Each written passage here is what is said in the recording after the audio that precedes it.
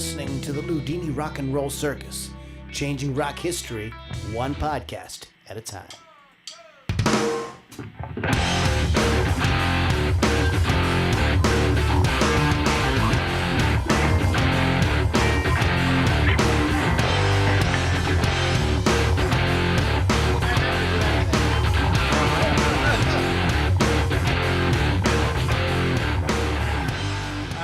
Moms and dads and boys and girls and children of all ages, you have arrived. Yes, you have.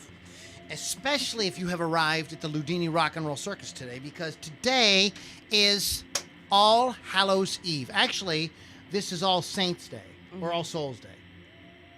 Which one is it? I thought it was Tuesday. I believe it's Souls. It's All Souls Day. Oh, boy. Okay, so that All Hallows Eve was actually last night, but we had forgotten when we scheduled this that we have on, as a part of our team here at the Loudini Rock and Roll Circus, like the queen of the undead. And all things Halloween. I mean, to Lily V6, Halloween is like 4th of July, New Year's Eve, her birthday, wedding anniversary, even though you're not married, Christmas. like Christmas, like all wrapped up into one. This is why, Pittsburgh Kevin and I were foolish. We didn't realize that she would have very big things to do on Halloween, and there'd be no time for nonsense like the Loudini Rock and Roll Circus. Sorry. Nonsense. But no. All kidding aside, we did switch it because why we switched is because basically you just two bald-headed guys. You don't want that. Now you've got two bald-headed guys and a set of tits, and like Yeah, you're good there to you go. go. That's all you need. Anyways, it is the Loudini Rock and Roll Circus. As I was saying, LoudiniRockandRollCircus.com is our wonderful website. Go there often because we're always updating and adding cool things. Things like our YouTube archive with all my back interviews and all sort of things like that. We may be doing some interviews again in the future, but I'll keep you guys up on that. All our past videos and live streams and stuff like that are all in one place. You can also become part of our inner circle, which is going on right now. Let me click over to the chat. Yeah. Nobody's chatting yet. No, but our good friend is here. Our good friend is here. And we have to just say that we did switch the night. So sometimes once you do that, people are like, they're like confused. I waited all week for Monday, and you didn't do it on Monday. Little bastards. But anyway, so you can find out about getting involved with our live streams as well. Wolf's Customs. Wolf'sCustoms.online. Check them out. Why? Because they do amazing guitar refinishing. There it is right on the card. He would not put it on his card if he did not do it. Guitar refinishing. I mean, this is beyond refinishing, though. I mean, this is taking your instrument and really making it into a work of art. Just beautiful work that he does. He sent us a switch plate. Switch plate. Yes. And it's installed. It's installed, and it's back there. I think you can see it. If Kevin moves his head just a slightly bit. There you are. It's back there. It's back there. Yep. Yeah, everybody wants some. It is the Van Frankenstrat color pattern. Mm-hmm. So it's very, very cool. So anyway, they do an amazing job, custom artwork on your musical instrument. Check them out, wolfscustoms.online, or just find them on that their social media stuff. And last but not least, rockrageradio.com. Download the free app where you can listen to great, and I do mean great, music-related programming 24/7, 365, and all that jazz. All the things. All that jazz. All the things. Wow, that's so funny that you said that. All that jazz. So I don't like this. How about this? Is that better? Is that... Yeah, I'm looking really fat tonight. So No. No. Well, I turned all the lights on, thinking, we are filming, so if you have more light, like the video is going to look better. But I just made me look fatter and all the bags into my eyes. So thank you guys for listening. I have to go home now and cry. No, don't cry. And you are home in your studio. So. A needle pulling thread. Lily V6 is here. Lily V6 is a wildly popular personality on Rock Rage Radio. I drink to that. Followed by many, many people. People all over the world know who Lily V6 is, and we happen to have her. So, Lily, welcome. How are you today? I'm doing wonderful, exhausted now that Halloween is over, and maybe I'll take a break from things for a couple of days, but probably not. Can you disclose any of your Halloween Of course. fun? I started my Halloween celebration starting the beginning of October, but from starting Wednesday, I got a new tattoo, which is a black kitty cat on the back of my neck. Thursday, I went to a 50s murder mystery dinner at the Lamont. I'm waiting for some sound effect. Friday, I went to see the play Miserable Creatures, which is a play about Frankenstein. Oh. Saturday, I dressed in the 1920s fashion to go to the Mousetrap and watch Dying Breed play. There you go. Oh, somebody was asking me. I was texting somebody, and they were like, "Are you at the Mousetrap?" And I'm like, "No." And now I know why. There was something going on there, and I wasn't there. Sunday, I did something non-Halloweenish and went to the guitar exhibit at the Science Center, which was super cool. Nice. Oh, God. And I also carved my very first pumpkin. Wait, are you serious? I'm serious. I've Your never very done it first? before. My very first ever. Oh, get out of here. I've done it. I've never done it several until times, but I Sunday. haven't done it in many, many years. Yeah. I Me think I either. did a good job. I carved a little ghost out of the pumpkin. There you go. There And he then is. yesterday, I sacrificed 20 virgins. 20 this time. Yes, I caught 20. Nice. Got 20. It's Got a new 20. record. Nice job. Well, I'm very proud of you, Lily V6. Thank you. Yeah. So, congratulations on the virgins. I will stay young forever. There's Speaking plenty of blood. virgins, we have Pittsburgh Kevin here. What's up, Pittsburgh Kevin? Yeah, you missed me. I said. Hey, everybody. What did you do on Halloween?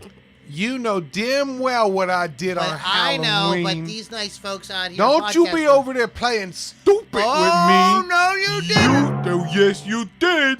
So I got a text from a good friend of mine saying, I'm about to put the thing in. Wow. I never, you know what? When I say it out loud, It sounds bad. maybe I should have reconsidered. What I said was, I'm about to start the thing. Okay. That's also I like questionable. mine better. I'm about to put the thing in. You want to come over and watch? Snoop me, I said yes. And here it turned out just to be the movie, The Thing.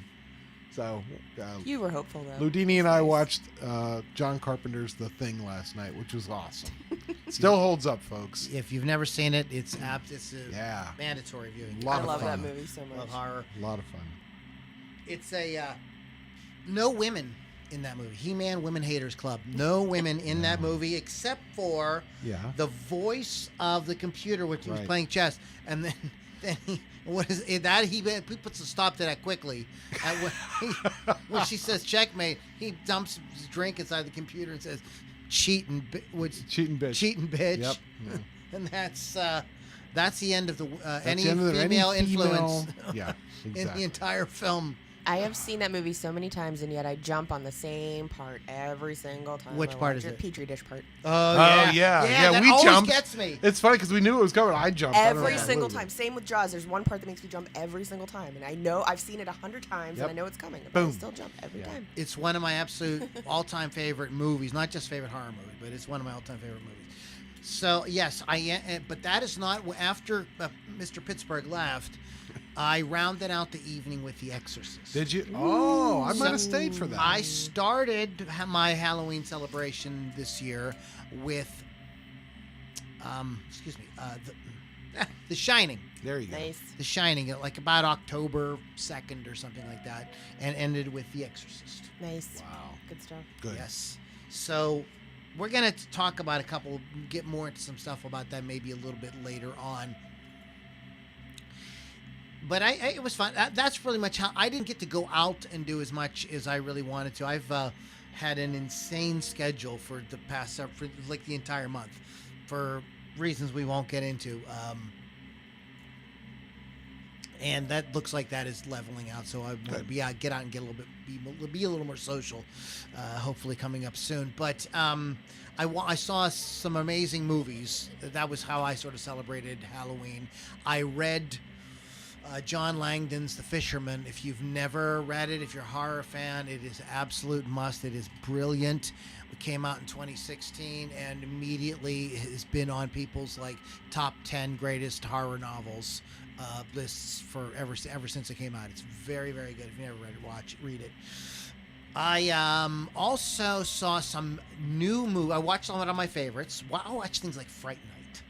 I love that movie. Fun. Oh, The I original. need to see that again. Yeah, I love that movie. That's very like much. I watched some really Yes. fun. I tried to watch some.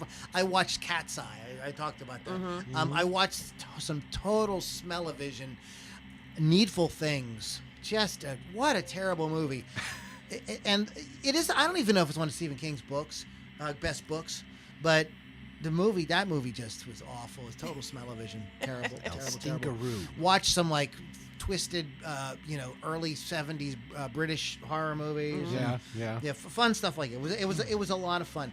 But I did see some current stuff, and we've talked about that, the new Hellraiser, Sure. and, these different ones. But I did see this past week Pearl, and I believe Pearl might be in the movie theaters right now still, but it is a very it's totally worth your time. Although there is, I kind of bitch about this. There's a slowdown towards the end of the first act into the beginning part of the second act, and it's just like they had established these characters. Like it wasn't necessary. It felt you were like treading over the same kind of territory, but it does have a payoff. So I would.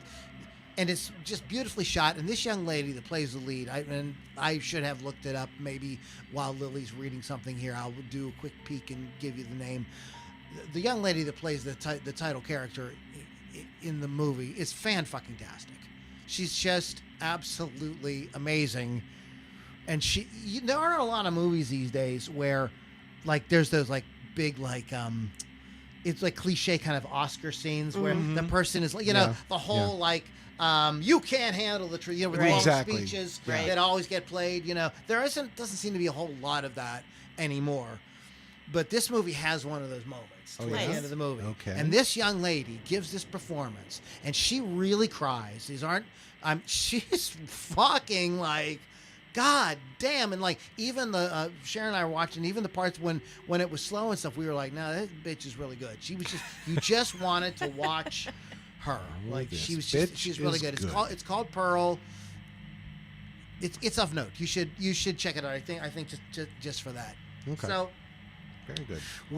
We mentioned ghosts. This is what we're getting into today. Yeah. Ghosts. We're playing some ghostly sounds in the background. Ghosts. During one of the things I did this month was I read 3 books by Ed and Lorraine Warren. You guys know who they are? I don't. They are the real life Ghostbusters. Oh, interesting. They're the couple in the Conjuring movies. Oh, okay. Word. Okay. They're in real life. So I picked up a couple of tips from some experts about the nature of ghosts and things like that. But I wanted to kind of just run down quick because we're going to be telling Rockstar ghost stories here. And none of these are like super long and drawn out. Usually there's like quickie kind of things that happen. So we don't have to spend a lot of time on that. But what is a ghost? I did some internet searching and I didn't write any long stuff up. But I came up with like a handful of things just from what I've read on the internet. From all kind of places. Stanford University has a study. Like everybody's got like something to say about it. So is it psychosis, hoax, mental projection brought on by stress or wishful thinking? Like, you missing your dead uncle, you know what I mean? Stuff like that. I saw my uncle come in my room last night, whatever. Some artifact or glitch in the simulation, which I think is a really interesting idea. If it's a simulation, that's even said in The Matrix. The Oracle says to Neo, anytime somebody sees a ghost or a UFO, that's a computer program doing something it's not supposed to be doing. Interesting. Okay. So, like, and if now this idea of the simulation is like kind of being seriously considered in science, could could the ghosts be a glitch in the simulation? One of the things people always talk about, psychics and everything, is talk about like energy from some sort of like horrific event. So you go to some place. There's so many stories about Gettysburg. My gosh! Like they say, don't take anything from the battlefield. And there's stories of tons of people that like took a stone or whatever, and like their life fell apart, and they ended up taking it back and leaving it back on the field. Yeah. And all kinds. So so that's the idea. And people will tell you that people that go there and take the tours have seen plenty of apparitions. They stay in the hotels. Keith and him and Samantha went there and had an experience in a hotel there. But or is it what all the horror novels and movies tell us, a spirit of a deceased person or some sort of demon? Mm-hmm. So, what do you guys have any thoughts? Personally, I feel presence all the time in certain places. So I don't know any of the science behind it or anything, but whenever I was staying at my sister's old house, there was something so malevolent there, like it would literally keep me up at night all the time. Like I could see something all the time. It was really freaky. So I'm going with the whole demon, deceased person thing, because someone did die in that house. They hung themselves. So that's my take on it. Yeah, I have to go with Lily, because anytime I felt anything, and I try to be very scientific about things, but there's things I can't explain, and I'll be the first one to admit it, but anytime I felt anything uneasy or just out of the ordinary, it's someplace that somebody had passed away. Yeah, freaky, right? Yeah, so I'm like, oh, you're like, anybody die in this house? I'm like, oh, yeah, the previous owner fell down the stairs and broke her neck. And I'm like, oh, jeez. Okay. I never had the worst sleep paralysis than I did at my sister's house. Every night, every single night for like an hour. It was awful. Oh, I hate That is what happens when you wake that. up suddenly you're starting to come out of REM sleep too fast. Yeah. So you're still, the body is, I can't remember the chemical it releases that kind of keeps you paralyzed. Right. And it's so still your there. mind is now awake, but it hasn't caught up with, your body hasn't caught up. Yeah. And that can be an upsetting experience for people. Very much so, yeah. It can be freaky. My experiences with this have been right here, primarily in this room and that room over there. When I was mixing the Strangelove album, I was supposed a lot of time by myself in these two rooms. Mm-hmm. What I did was I had in the control room I had the studio monitors, but then I also ran a line out to a stereo system over here, so I could. What does it sound like on a real stereo? Exactly. Yeah. So I was going back and forth, and I would catch a glimpse out of somebody out of my left side or my right side. It would just depend. And it was just like, you ever had that experience where you're looking at a computer screen and somebody comes up and they like, yeah, I'm sorry, I should be talking to the mic. They like lean up against you and you don't catch it. And that sort of thing. Yep. And that didn't happen once or twice. It would happen over and over and over and over. I mean, it could happen 3, 4, 5, 6 times in a session. Wow. Down here was fucking bizarre. And then nothing for a really, really long time. Mm-hmm. Okay, so then a couple years ago, I put out the Acid Queen song, and then I still haven't released Peace in the Valley. But I was down here and I was doing the same thing. I was working on those songs, like cutting guitar tracks. Exact same experience, over and over and over. My sister, who's a psychic, says that's my grandfather is a musician. He's like excited that I'm doing music. He's just making sure you're doing it Could right. be. It's like Yes. it's like drawing him because he was so into music. Mm-hmm. Exactly. The other thing is the guy that owned this house, Tony Amorous, he was a musician. I was just going to There say it that. is. Yeah. And him and my grandfather played in a band together. So it could be both of them. It could be both of them. One on each side. That's awesome. So, and the only other thing that happens here, sometimes late at night, you can hear like an old time radio playing and like people talking and like kind of glasses clinking and as parties. if somebody's having, but it sounds like, and the music is all like that. Legit, yeah. It's nothing. It's not like, it sounds like something would come out of one of those, one of those kind Right, of radios. right. I'm making a hand gesture that you can't see on a podcast. Good Old job. timey, Good like job. something you see like on the Waltons or that sort of thing. Yeah, very, very bizarre. This is an old house. The stone in the front here by the basement says the basement was poured in 1899. Nice. Yeah. But the house could be a lot older. Yeah. They could use most houses at that time had like a dirt basement. Mm-hmm. So. Mm-hmm. Well, don't you know, Loudini? You've always been the homeowner here. So speaking of ghosts, Yes. are there ghosts in The Shining? This is hotly debated because almost everything in that film that's supernatural that happens could really just be people's like a mental projection. Right. Yeah. They're under stress. Their dad is freaking out. Their mom is freaking out. They're isolated and So do you guys what do you think? I can't answer that one. I don't want to answer that because I literally watch the film for the enjoyment of watching the film. I try not to think about it. I love thinking about stuff and crazy, dissecting, though. tearing it apart. I will put a link to this in the show notes. Rob Egger, who has an awesome YouTube channel talking about film, does awesome film analyses. He's just fucking great. But his theory on this is that there are no ghosts, and this is where I disagree with him. Okay, him getting out of the storage thing with the food.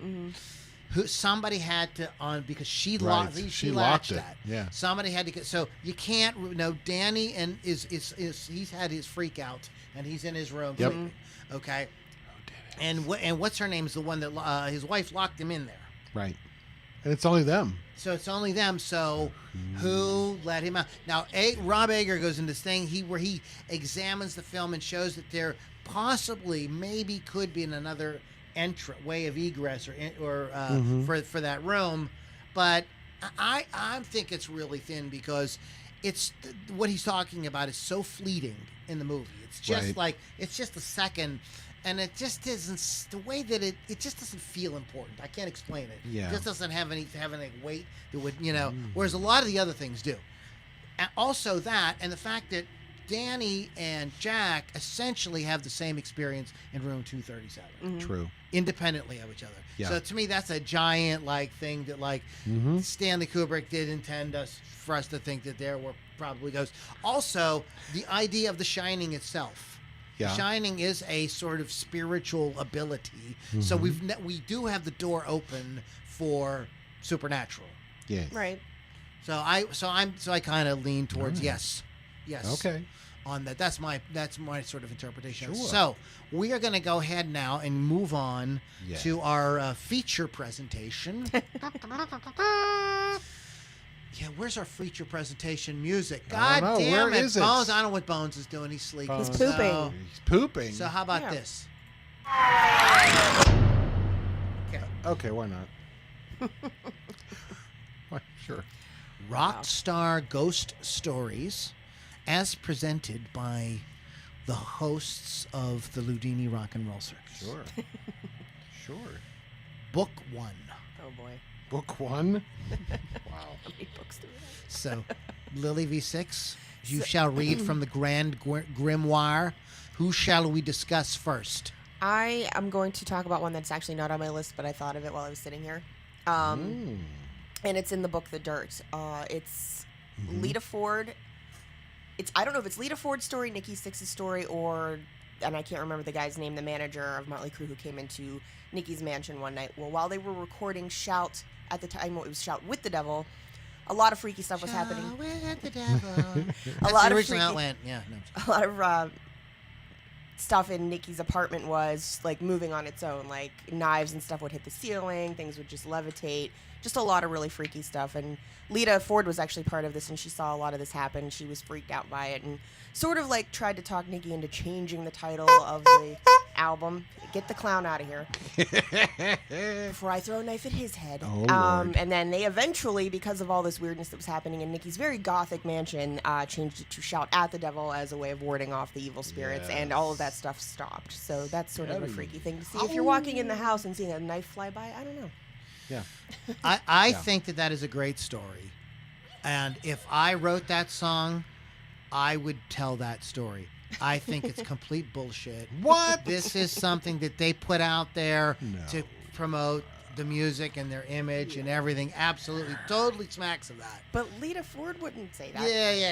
Yeah. Lita Ford is happy to go along to get along. She's like, nah. She's like that? let's just say she was a real party girl and was tight with most of those guys. Well, she was doing Nikki. So, she's going to... She's got her hair down. Right, wouldn't you, like, if it was a ex-boyfriend you had some good times with, and you had a good feeling about, and he was you'd be like, yeah, sure, I'll go along with that. Why not? It's cool. I would never do anything to go along with an ex-boyfriend. Not if it was somebody you still, like, admired and thought was cool. That's funny that you think that to say. So, I could see her kind of go, I just don't, it just smacks of that. Maybe it's totally true, but... It just, and I have no reason, and I'm not trying to call anybody a liar. What I'm trying to call them is, it's like what I call marketing. the KISS syndrome. Opportunists. That's like KISS did stuff like that. Sure. They floated different things. Oh, they crazy. That was the whole blood in the ink for the comic book, right? All that stuff, to add to No, that. that was true. Well, that was true, but it was a promote. That was a gimmick to add to the mystique. Right. What do you got, Mr. Pittsburgh? Well, hello, Lou. I am Count Kevula. Here we go. Count Kevula. Count Kevula today. My daughter. Anyway. So mine involves Count Alice Kevula. Cooper, our good friend Alice Cooper.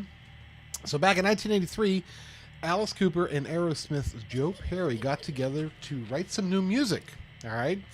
So according to Cooper, he and Perry both they just got out of rehab, and decided to work together for music on a new film. And his manager, set him up with a home in upstate New York. So they go up to the house, and Cooper recalls that, while I'm putting my clothes away, I leave the room and come back, and the closet door is closed. He goes, the drawer I was packing into is now closed. He goes, I don't remember closing that. The house was so full of whatever what the hell? Was he talking English here, or am I just not reading it? All right. The house was so full of whatever that on the second night we were there, we're sitting there eating dinner, and it sounds like somebody is moving furniture in the basement. It's making such noise. I'm not even trying to be subtle. Later on, they found that particular house was the house that the Amity Horror had been written about. He had booked him into the Amity Horror House. That's awesome. Amityville Horror House. Amityville, not to be confused with the Amityville Whorehouse. Oh. There would have been some shenanigans there too, but this a little Best bit little whorehouse in Amityville. Oh, that's nice. But that's Alice Cooper and Joe Perry hanging out at the Amityville Horror House. Charlie, kids, don't forget your 3D glasses. It was on Netflix for a really long time. It was It was an interview, like basically surrounding the one son. Mm-hmm. And they were trying to get at, were there supernatural events happening or not? Yeah. Or was it a hoax? Or what was it? Blah blah blah blah blah. And it's one of those. It's kind of like. To me, it had the Al Capone's vault kind of thing. Like it didn't really answer anything. It was a bunch of blah blah blah blah blah, and and it didn't matter. There were people that walked away from the documentary saying, "Yep, see, I knew it," and there were other people who walked away saying it was obviously fake. I could tell just the way it was, and I always thought it was fake. So if you thought one way about it, or you thought the other way, not that kind of thing would change your mind or anything like that. It was very like. Whatever. Okay. I felt like I really wanted that time back that I got that I spent watching that thing because it was just big nothing. It was like Al Capone's vault. Yeah. I fucking stayed up and watched that goddamn thing. If I ever see Geraldo Rivera, there has to be people that come up to him and go like, "Dude, Al Capone's vault, really?" He probably regrets that every day. I don't think he does. I think he probably laughs. I got you. I got the ratings. Yeah, he made a lot of money. Suckers. Yeah, but they even mentioned that on the movie Titanic, which I think is hysterical. Cherry Rivers. He never went by. He gets really pissed off. He never actually went by Jerry Rivers. Do you have something about Jim Morrison? I want to tell stuff that you guys don't have. No, I go don't ahead. have Jim Morrison. Jim Morrison has had a long-standing fascination with shamanism and the spirit world. He even wrote the poem "The Ghost Song." So him making a comeback to probably scare off his former bandmates is something Jim would do. The man clearly liked to have fun. The Doors' Ray Manzarek said in one interview, "I have a reoccurring dream. Jim has just returned from France, where he died in 71, and has accomplished what he went there for in the first place, to rest, get clean, change his rock star lifestyle. We talk about where he's been and what he's been doing. I ask him if he's been working on any new material, and just before he answers, I wake up. When I first told Robbie about it, he said, yeah, me too. He had the same dream." Was there a weird naked Indian in it? Yes. The thing is, if we believe Ray, we have to believe 100% certain Jim's really dead, because according to some crazy conspiracy theories, he faked his death. The other story that's really interesting, there's tons of stories. There's a photograph that was taken in front of his grave, and in the background you see a hazy outline of what appears to be like him. It's a photo of him like leaning up against something with his arm out. And they found the negative, and it's on the negative and everything. It's not, it was not Photoshop, nothing like that. Some weird shit. There's tons of weird shit about him.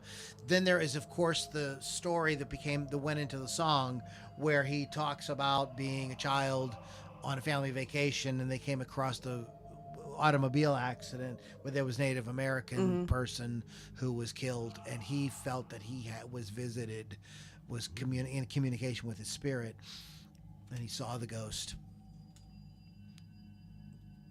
I don't know. I mean, like, I'm not gonna call the guy a liar. He seems to have been like, I mean, his, lyrically, and their music is pretty fucking trippy, if you ask me. Sometimes I feel like I'm in a seance, when they're singing "Riders on the Storm" and all that stuff. I mean, it's like, it's pretty out there. So I don't.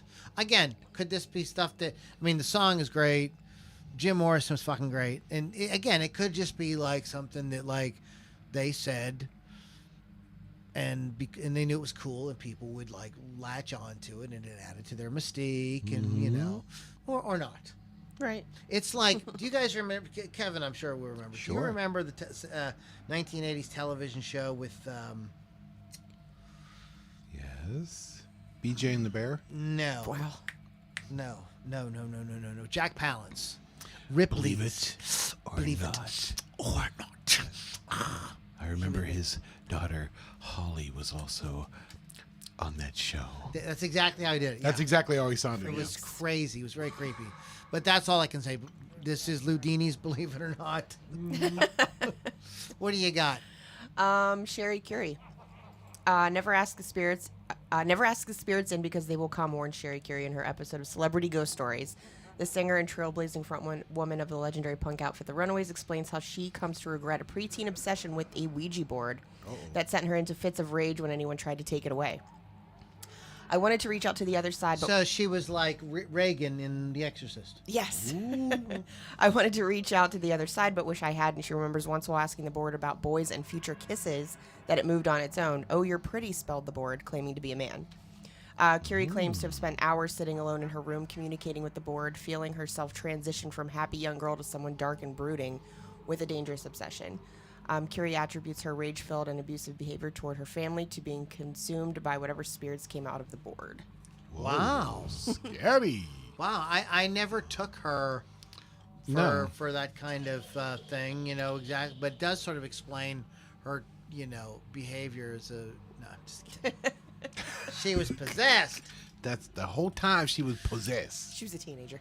It's a cliche, right? The Ouija board, isn't it? It's in so many movies, Yeah. and you hear that all the time. I won't have one in my house, though. I No. refuse. I know. No. I know. No. I just can't. I feel like it's bad juju. Exactly. Ed and Lorraine Warren talk about this in their books, that doing exactly what Sherry Curie was doing, it can wreak a lot of havoc in your life. And unfortunately, a lot of people that get involved with that, it never goes away. They've had the quote unquote exorcisms and all that stuff like that, and they get like some respite for like a period of time, but it always flares back up. Yeah. I don't know though. I'm not here to judge. I mean, I have a hard time. It just sounds. Here's the question: If they didn't make like movies and books and stuff about it, would we be so scandalized by the idea that it could be real? You understand what I'm saying? Are you think the media is affecting it? Are one of the reasons why we just assume that it can't be real is because there's like so much fiction about it? Could be. So we go like, oh my God, there's just no way, and that's stuff on television. That's in movies. Can't be real. But if like it wasn't so. It wasn't the subject of those fiction writers and movies and things like that. Would there be the ability? Would we have a different attitude where maybe we would be like either just accepting it or trying to like learn about it scientifically? It seems to me like it's like kind of what came first, the chicken or the egg? Right. Yes. Interesting. Yeah. One of the Ed Warren says in one of the books that he thinks it would be better if people just accepted the supernatural just as a fact of life and like just leave it at that. Yeah. Just. It's just that something would that never happens. happen though. It's just something that it's unexplainable and it just happens and just let it go and just accept it. It's interesting. Who's next? What's next? I will be next. That's you. I will friend. be next. So you know, Lou. Hey, Lou. You know me. You know me. Well, it's not uncommon for a few guests to be around for recording sessions, but Black Sabbath had a surprise visitor during the recording of Surprise! Surprise! Surprise! It was not Jim Neighbors. Are you sure? It was Frank Carter. Pile. Oh my God. Anyway. Jim Neighbors, the ghost of Jim Neighbors showing up in a black set. Well, That would be something. He wanted to sing. That's what he my sounded God. like, too. But anyway, they had a surprise visitor during the recording of a Sabbath, Bloody Sabbath. Was that the visitor walking in the room? Is that what it was? Yeah. Speaking from the reunion CD liner notes, Tommy Iommi, for those of you at home, recalled their sessions at Clearwell Castle in Wales, explaining that the band spotted a special visitor one night. He says, we rehearsed in the armory there, and one night I was walking down the corridor with Ozzy. We saw this figure in a black cloak. I said, who's that? And Ozzy says, as Ozzy would, I don't know. We followed the figure back to the armory, and there was absolutely no one there. Whoever it was had disappeared into thin air, Iommi recalled. Wow. Iommi says the people who owned the castle there were well aware about the ghost, which was a surprise to the band. They did have some fun with their encounter. We spent the rest of the time trying to frighten each other by rigging up all these devices. In the end, when we were all petrified, and we had to drive home every night rather than stay there. That kind of defeated the object of it all. But apparently somebody came to see them record. I know. It was not Bones Magoo. Oh, scary. Most people who see apparitions, statistically, when they describe what they see, they don't look ethereal or ghostly. They just look like another person. Yep. And then that person does something like disappears into a wall or something like that, and they know that, okay, I was just... and I have some stories that will curl your nose hair. Your butt hair. Yeah, about that. Not me personally, but in my family. Oh, sure. There's some like really creepy stories. But everybody says the same thing about the apparitions that they saw that they just looked like people. Like they couldn't, they wouldn't, and until they realized these people were either completely out of place or they vanished or something like that. Yes, They looked just like people. In fact, that's kind of what made it creepier. Right. Was the fact that they just looked like people who were standing there. And this is what reason why in The Shining, going back to that, Stanley Kubrick made the ghosts look just like real Exactly. people. Yeah. That's There's many stories in my family where, a relative is basically on their deathbed and they'll ask the people in the room, who's that standing over there? Yeah. That's been repeated so many times in my family's history. Oh, it's Count Kevula. Oh! If I hear you howling later, I'm going to start hitting the broom on the floor. It's just me, Lily. I'm so Ah! close. Oh! Count Kevula. Count Kevula. This is like Count Kevlar. Count Kevlar. Nothing sticks to me. No, that's Teflon. Oh boy. Teflon Kev. Kevlar. All the characters. Oh, they're all in there. They're all right up there. Y'all got problems. You know that? Yeah, Y'all just ain't right in the head. But a bitch ain't one of them. Know what I'm saying? I want to talk about the Chelsea Hotel. Oh do boy, it. we could do a couple of episodes on that. It's a right? national and state landmark building and the second most haunted place in New York City. First most haunted place being New York Public Library at 42nd Street. Yeah, Ghostbusters. Uh-huh. I think that's a kind of a joke. For 15 years that I was a regular transient, from 1995 to 2010, the Chelsea Hotel closed its doors. I never encountered any ghosts, perhaps because the spectral spirits thought I was benign and not receptive to their message. I did stay in room number 124 for 5 nighs and 6 days, a room that was reported to be haunted. When I came back one afternoon, the water faucet was on, but I attributed to the cause of just being some bad plumbing. I continue to have a sublime day. It was when I saw Christopher Moltisanti, a.k.a. actor Michael Imperioli, when I was cable channel surfing, came across the beguiling program Celebrity Ghost Stories, and I was struck by the actor's complete terror. 14 years after he had fled the Chelsea Hotel, Imperioli remained terrified. I learned from the excellent reporting from the blog Living with Legends, the Chelsea Hotel blog, that Imperioli had encountered Mary, the Titanic survivor and well-known ghost on the 5th floor.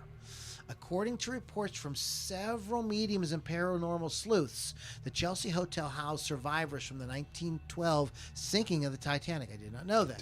Mary was one of the survivors. She had lost her husband when he sank with the Titanic. I guess there wasn't enough room on the fucking raft. The door. The gigantic door. Giant door. It could fit like 12 people.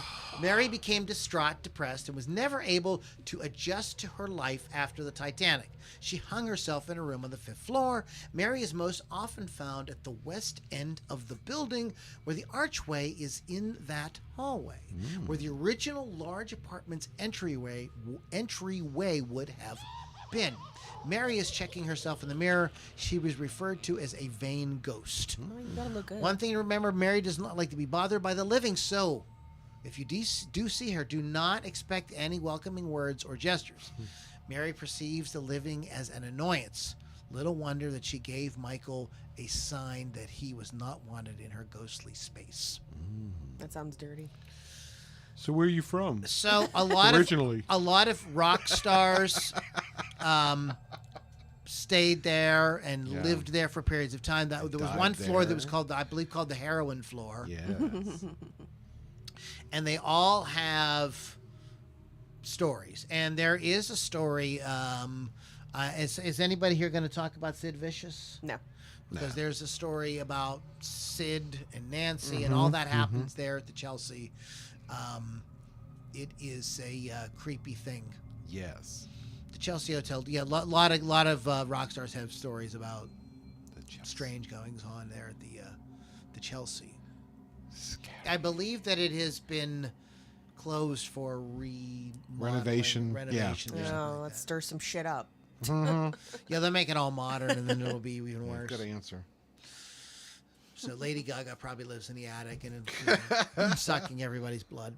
Awesome. Sucking everyone's blood. Ooh. American Horror He Story. liked that. Oh, okay. Yeah. I got a little confused. Yeah, that was there. based on the Chelsea Hotel and the Hotel of Horrors from the Chicago World's Fair when H.H. Holmes was around. Yeah, that. Yeah, good stuff. Let's do maybe one more. Okay. Okay, I have one for Ace Frehley. Oh. Founding Kiss. Back in the New York groove. Yes. I'm back. do this. Back in the New York groove. Sorry. Founding Kiss guitarist Ace Frehley recounts 2 different occasions when both his wife and daughter were violently pushed down the steps of their home by what he claims to have been a ghost. I always had a sense that there was some type of connection with me and the other side, Frehley explained. Oh, I'm scared. Not long after Frehley purchased a large family home in Westchester, New York, he noticed things being moved around from place to place. Once he discovered, yes, his daughter at the foot of the staircase, Frehley attributed whether presence he'd noticed in the home before must have been an evil spirit. His marriage fell apart and his daughter moved out. But once he moved back to the property with his new wife, she immediately picked up on the eeriness without ever knowing about the spirit on the staircase. She too claims to have been pushed down those same steps. A psychic told Frehley that his house had previously been inhabited by an abusive mother who murdered her children in the home. Lovely. That's just lovely. Nice. Well, you know, these things happen. She needed the blood of the virgins to stay young forever. Why do people not understand They that? don't get that, Lils. That needed killing. You brush it on your face at night. Oh, really? It rubs the lotion on. Yeah, sort of like that. It brushes this blood on its face. You have one more. Or else it gets the house again. I got one more. All right, so many a band have recorded hit records at the Harry Houdini house. Did you know that, Loudini? I've read about this. Houdinis. Yes, but the mansion does have a spooky history. Twiggy, Spooky. I love it when you sing Love to is me. kind of crazy. With a spooky little girl like you. Twiggy Ramirez and John Five. Twiggy. Oh boy, relates. Andale. Oh my God, relayed some of their experiences recording Marilyn Manson's Hollywood album to Guitar Magazine, recalling some potentially paranormal, yes, experiences. Ramirez recalled, I spent one night there, and in the morning I heard people downstairs. I heard someone playing the piano. I thought the crew had arrived. I figured it must be Bon Harris, one of the engineers who used to be in the band. That's Sir Ebb? Yes, playing the piano. Excuse me. That was like a reverse burp. I do I those actually all the sucked time. in. I'm like, what the Reverse hell? burp? It's paranormal. Yes. It's paranormal, I tell you. Pair of normals. Anyway, Ramirez continues, I got up and there was no one down there. 10 minutes later, Bond showed up and I asked him if he had been playing the piano. He said, what are you talking about? I just got here. I didn't know if he was pulling my leg or if some dead babies were playing the piano. So John Five, talking about the same place, says, one time our co-producer Dave Sardi was in the kitchen and he was walking back into the living room. There were curtains separating the two rooms. He bumped into someone behind the curtains saying, oh, gee, sorry. But when he opened the curtains, no one was there. I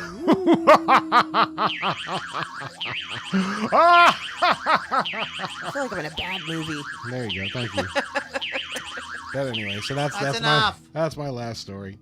Do you realize of all the sound effects, Yeah. that fucking thing, that one's 34 seconds long. And it's the most Wow. annoying. Yeah, it's like. Tell us where the plans So all I'm are. going to say is real quick, on October 12th, 1978, Sid found Nancy on the bathroom floor of their room in the hotel, the Chelsea Hotel, bleeding to death. He was charged with a murder, attempted to commit suicide. Several times after that, less than 4 months later, after completing a detox program, his mother discovered his body. He died of an overdose. So that detox program really worked. Yeah. Like a dream. There's reported sightings now of him and Nancy at the Hotel Oh, cool. Chelsea in the room 100, also in the elevator. Some spotted him closing and opening doors. Guests inside room 100 claim they hear a couple arguing, someone playing loud music, and even temperature changes. I can them. imagine that would be very That's scary them. to be in their room. Yeah. The hotel even sells Sid Vicious dolls at the front. Sid Vicious dolls at the front desk. Nice. That's just awesome. I need one of those. Crazy All right, stuff. all right. I'm done with that. But there are stories from every. I mean, just so many. I remember I had a class in college. Well, it was a public speaking class, and somebody got up and told a paranormal story. All right. And then we ended up, after that, like nobody else gave their speeches because the class got into a giant discussion. Oh, boy. And our professor. That's great. And it was really good. But he was like, and everybody in the room had an aunt, an uncle, them, a cousin, their mother had some story that was like this story, like an uncanny kind of story like Right. that. Just everybody had a story like that. It just is it's part of life. Yeah. Who knows what that is? And I don't either. I don't know. I don't know. I wanted to just bring up something real quick before we move on about Halloween itself. Okay. And this being All Saints Day and then All Souls Day. Every culture has something like All Hallows Eve, an All Saints Day, and an All Souls Day. Almost every freaking culture on the planet has something like this, and has had something like this for hundreds and hundreds, if not thousands of years. All around this same time. All around this, like last couple days of October, first couple days of November. Yeah. It's universal. It's very bizarre. It's just it's uncanny. Okay, it's one of those kind of strange. Yeah. So there is a video called "The Origins of Halloween" from the video channel called After School, which is a really good video channel you should subscribe to. They always have thought-provoking content. Just kind of like nothing like super political or anything like that. It's just kind of stuff that makes you go like, that's interesting. all right. I never really thought about Okay. it that way. Kind of stuff. It's all presented in a really fun way, and the videos are usually shortish, but this one's a little bit longer. And Randall Carlson gets into the origins of Halloween. Let me real quick. Randall Carlson is a researcher, lecturer. I can't remember exactly what his actual degree is in, but he does a lot of work on like the Ice Age and the Younger Dryas and things of that nature. How long have human beings actually been in North America? And he has a lot of alternative ideas. Very interesting. And so if you like guys like Graham Hancock, you'll like Randall Carlson. He's been on Joe Rogan several times as well. But he has done a lot of research into this because, as it turns out, again, another thing that every culture has in common is this idea of some sort of global catastrophe where there was a lot of flooding. Oh, yeah. Okay, Right. all the stories go back about 11,000, 10,500, something like that. And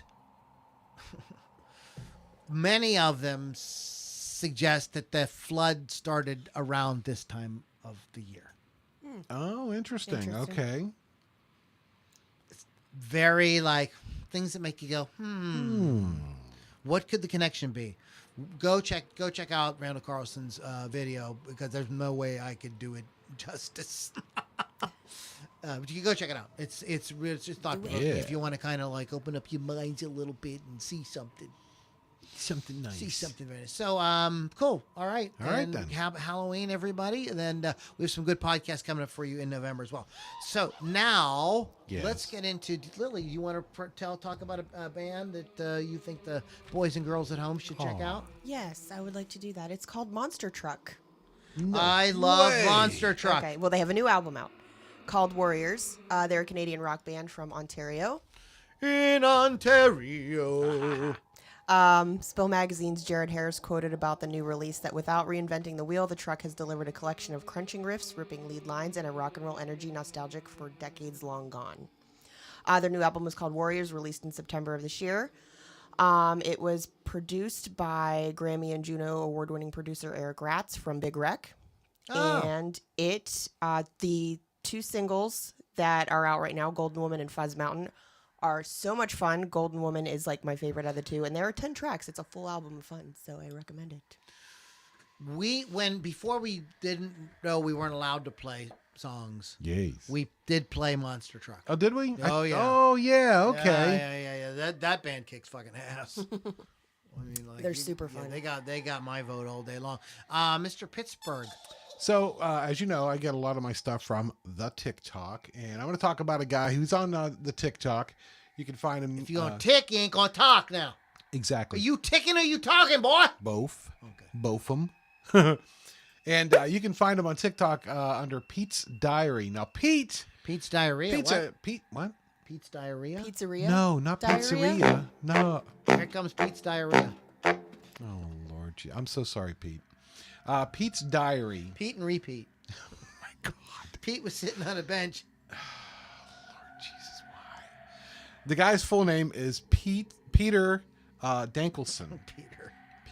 Why? Peter. Why do I even I'm try? sorry, dude. My Kevin goes to all the trouble of coming I up with know. something. And Actually, I'm just and making every a mockery.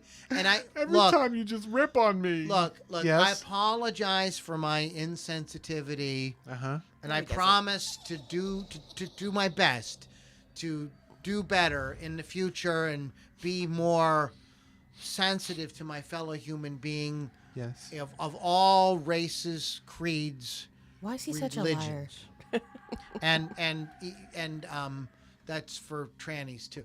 Go ahead, Wow. Pete Dinkleshin. I'm Loudini, and Dankelson. I approve this message. Anyway, Pete Dankelson. Now, Pete was born in 2000. He's a youngster. Pete was he is. He's from Libertyville, Illinois. He was born with severe birth defects, including severe facial deformities. And if you see Pete, you'll see that he actually has like a hearing implant in his head. Interesting. Now, I started watching him on the TikTok a couple months back. Dude, are you sure he's not a Borg? I can. Picture. I don't know. I think I know this guy. Yeah, Not I'm know him, sure but you I think do. I've heard of him. Yeah. He plays in S. Well, it's not going to mean anything to you, Lily, if I say he plays in SG. So, but anyway. I know. But that's a I've been watching guitar. this guy on TikTok. He plays in SG, he plays Les Paul, but the kid can freaking rock.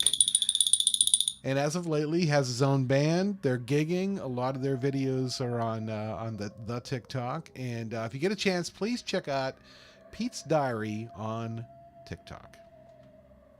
Good. Word. Yes. You Word made- up. Mr. Pittsburgh, you made it good. You get a star on your forehead. Thanks, buddy. Yes. A whole star. That's Yes, I know exactly. What yeah. it is. Okay. Pete's awesome. Pete and repeat. What? That was a show. Pete and Pete and Pete. Pete, Pete and on Pete, Nick yeah. not Nick at Night. It was Not just on Nick. Nickelodeon. Nickelodeon. Nickelodeon. Yeah, that's the song too. I want to get slimed. Blind Guardian. Oh, is this your Sounds band? so nice. It makes me happy. German power metal band formed in 1984 in Krefeld, West Germany. Yeah. Yes, that's right, Lou. Very good. You pronounce that's very good. Very nice. Now, continue. They are often credited as one of the seminal and most influential bands in the power metal and speed metal subgenres. 9 musicians have been a part of the band's lineup in its history, which has now consisted of singer Hans Kirsch, Yeah. guitarist Andre Olbrich, Sure. and Marcus Sapin, Yeah. drummer Frederick Hemke, Friedrich. and he was in since 2005, and Johann von Stratum. Oh, yeah. That's a rock and roll sounding name. Right. Yeah. Blind Guardian is part of a German heavy metal scene that emerged in the mid-1980s. The band was formed in 1984 as Lucifer's Heritage. I love it. So, anyways, these guys, that's Blind Guardian. There you go. Tons of lineup changes, and they have a very rich and varied history. They have a new single out, Life Beyond the Spheres. Oh. You should check it out. I will do that You should check it out. It's because I already love it's them. an interesting presentation. Cool. The singer does not look like a singer who would Being a German metal band. Yeah, being like this voice is coming out, and he looks like like a Wall Street investor. Oh, really? Yeah. Oh, that's cool. Yeah. I thought you were gonna say like he looked like Donnie Iris. Or He's something. singing Like into Boing. he's singing into a cell phone the whole time. All right. So that's mine, and it's cool videos of. Real quick, check out. There's a great YouTube channel, Rock and Roll True Stories. Ooh. And it's all rock and roll true stories. And they this came out last year around this time, but this is of note.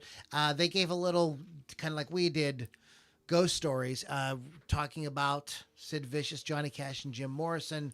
Not the ones we just discussed. Some other ones. So you can check that out. So now it is before we do this day and what the Beatles did. Yeah. We are going to do top 40 weekly. Okay. Our new segment, everybody. Well, it's about 3 weeks old now. New-ish. but Newish. So, do we have to pick a year? Yeah, we're gonna pick a year. I'm just Okay. I'm looking at this. It just happened. The Oh. bands that are now. Come on. Nothing exciting. No. Sorry. Well, I'm Nothing just that saying. we I would wanted to think check it out. is Lil exciting. Baby, Sam Smith, Steve Lacy, Lil Baby, Morgan Wallen, One Republic. It's a band I know. Yeah, I've heard of them. Nicki Minaj, Menage a Trois, Yeah. Lily Baby again. Oh my. Lil Baby, Lil Lil Baby. Come on, get Lily right. Baby. Lily Baby. I get called that sometimes. Lily baby. Lil Baby. Lil Baby. Lil baby. Lil Baby. So let's pick a year. Okay. Let's pick a year in the 80s. All right. 85. There you go. 1985. So top singer on that for. Like November. So let's just go. With Yeah, this that's one. probably the There best. you go. one. Here we go. Top 40 Oh. singers. Okay, so this first one I don't know if I know that I probably would know it to hear, but it's not ringing a bell. This is the year I graduated high school, by the way. Mm-hmm. Number 10 was "Be Near Me" by ABC.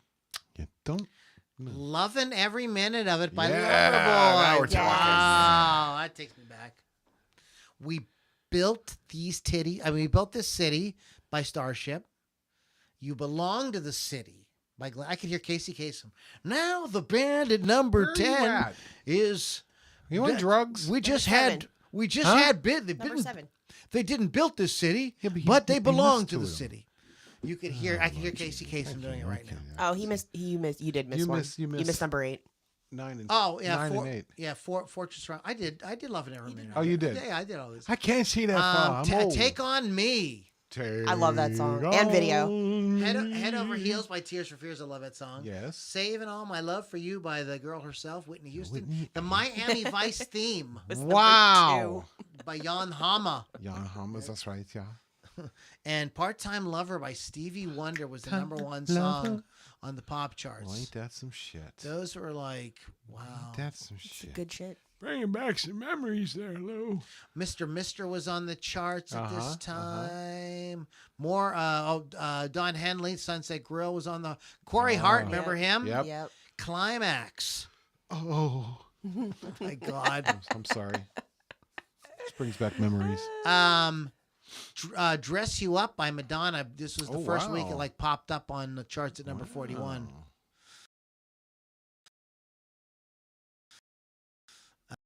Just Sorry? kind of crept on this particular week too. Murphy. Yeah, Eddie Murphy had a song out. Okay, so what was new?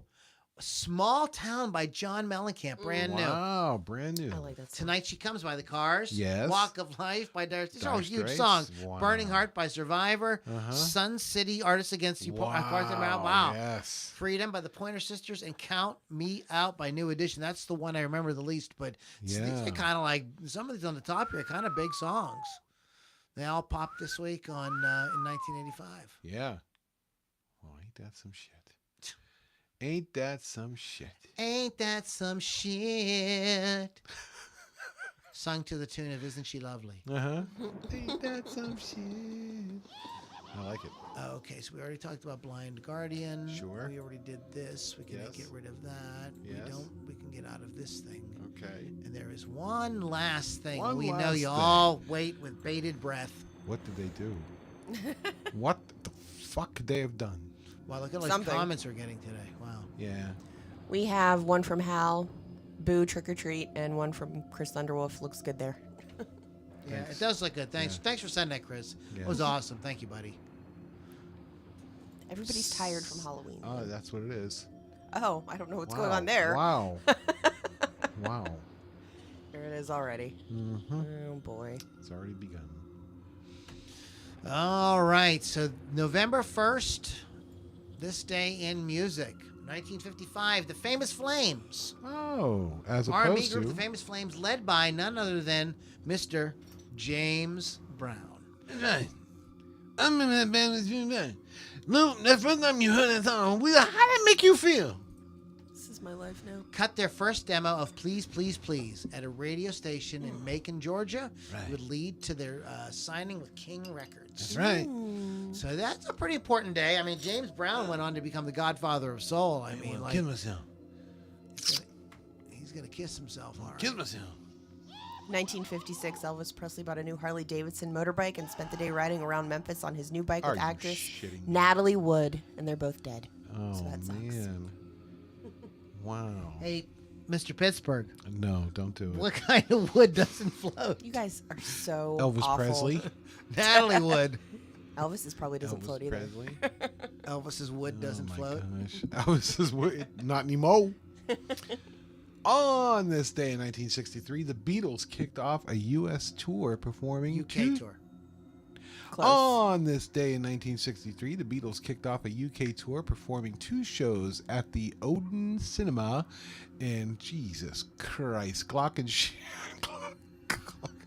Gloucestershire. Right. I know, that is a mouthful. My God, Gloucestershire. Who taught those people how to spell over there? Who taught him how to talk fucking English? Gee, It's Gloucestershire. great Come on, person. guys. Yeah. It's Gloucestershire.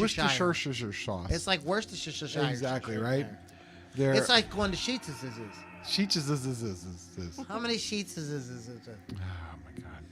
Their repertoire for the tour was I Saw Her Standing There, From Me to You, All My Lovin', You Really Got a Hold of Me, Roll Over Beethoven, Boys, Till There Was You, She Loves You, Money. I'm not All gonna, the songs. You don't have to all read their all that. songs. I'm not going to. So they kicked off a UK They- tour. yeah, They played some exactly. songs. It was great. Yeah, some The place. Doors on this day in 1966 played the first night at a month-long residency at Odeon Discotheque, Midtown Manhattan. Okay. New York City. 1968, George Harrison released his first solo album, Wonderwall Music, on the Apple label. The songs, which were mostly Harrison instrumentals, featured Eric Clapton, Ringo Starr, and an unaccredited banjo contribution by Peter Tork of the Monkees. Ah. That's great. I didn't know that. There you go. Petey. Chalk.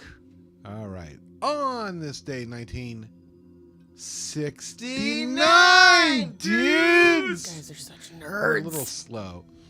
The Beatles scored their 13th U.S. #1 album. They said, we're going to score.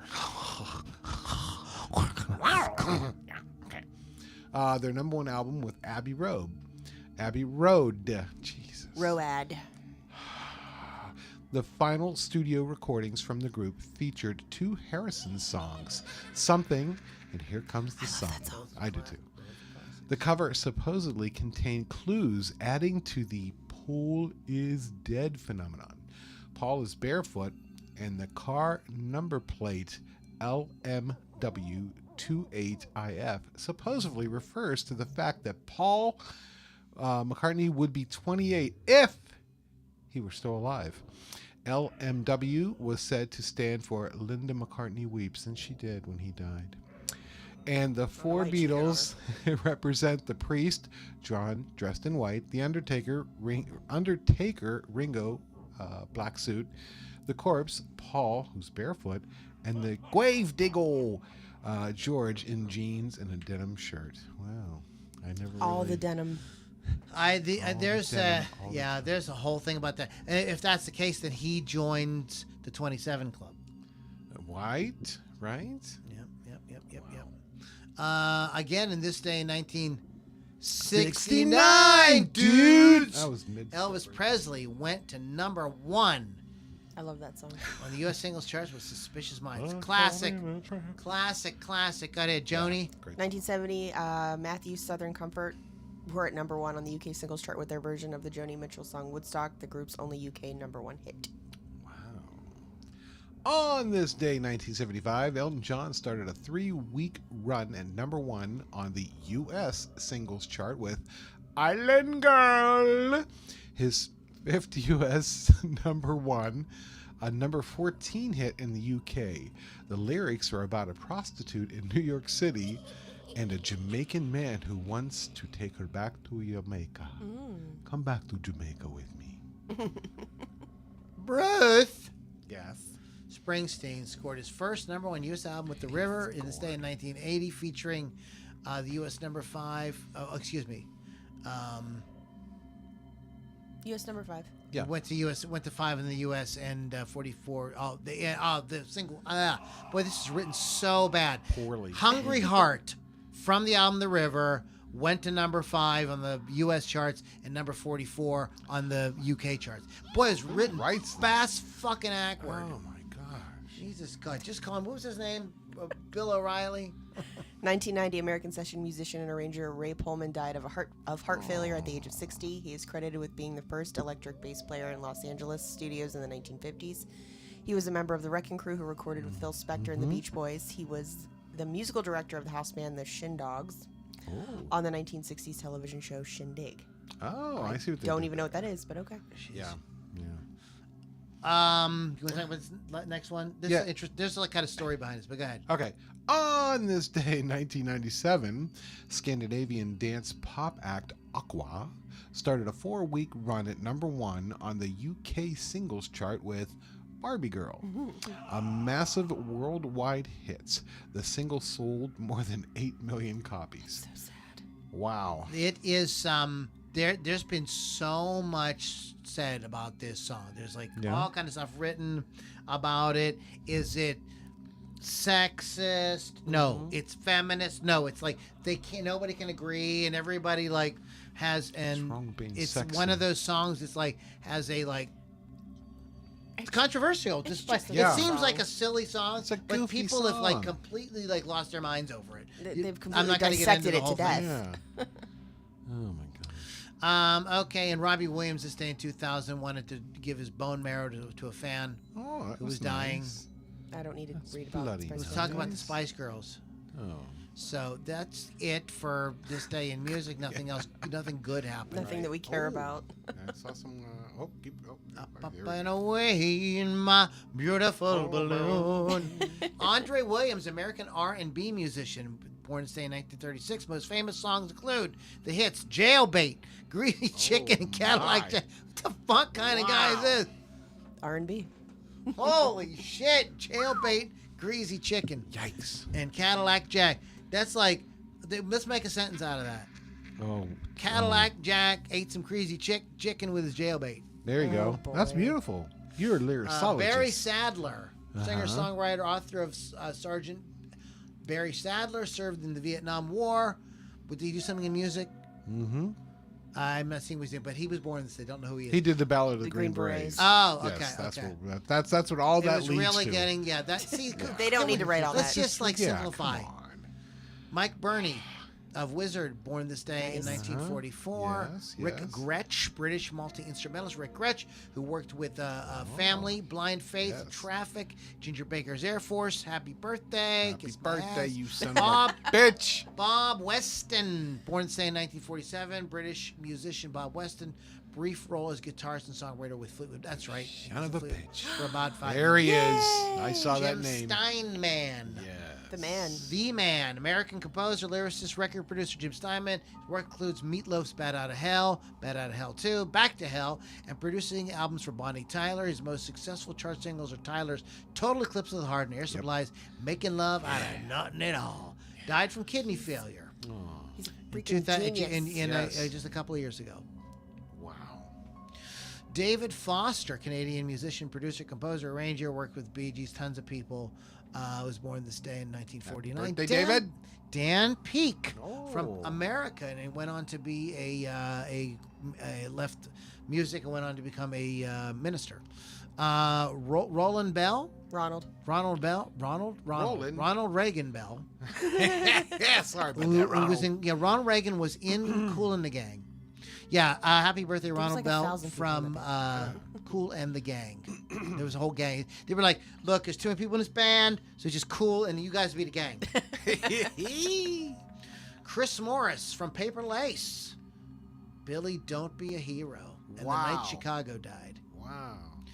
Lyle Lovett. There he is. Yeah, Yeah. go Lyle. Love Lyle. Love me some Lyle. Love it. Barrington. Eddie McDonald from The Alarm. I love The Alarm. There you go. Happy birthday, y'all, all y'all mags. From Yeah. Aha. Aha! Anthony Kiedis from the Hey, Red there you Chili go. Hot Peppers. Rick Allen. Dudes. Mm-hmm. Drummer from Def Leppard. Mary Hansen. Darren Partington. I don't know who that is. Do we know these people? Sorry, I don't know. You see, we're getting into people that are too, Too Yeah, new. we don't know who these Yeah. people Yeah, are. it's just Come you know, on. come on. Sorry, guys. Yeah, we know That was this my for head. you.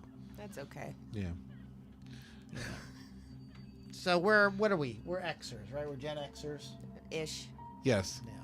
Yes. And we you're are. a millennial. Technically, yes. I'm an early millennial. Really? Yes. 1980 is when millennials started.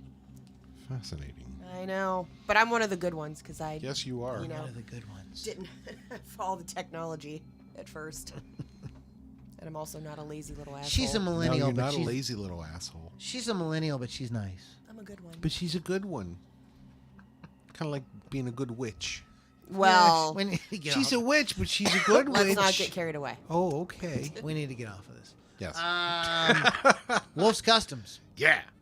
Go check them out online, wolfscustoms.online, Rock Rage Radio, rockrageradio.com. Download the free app to hear great music programming 24/7. Loudini rockandrollcircus.com is our website with tons of merch, podcast archives, interviews, and the ability to become part of our inner circle. Check it out, LoudiniRockandRollCircus.com. Lily. I have a whole show on Rock Rage Radio called Hot Licks with Lily 6 Thursdays. Who you kidding, girl? You are the whole show. That's right. 6 p.m. on Thursdays Yes. till 8 p.m. Eastern Time. Interviews, new music, and classic stuff that you will love. My.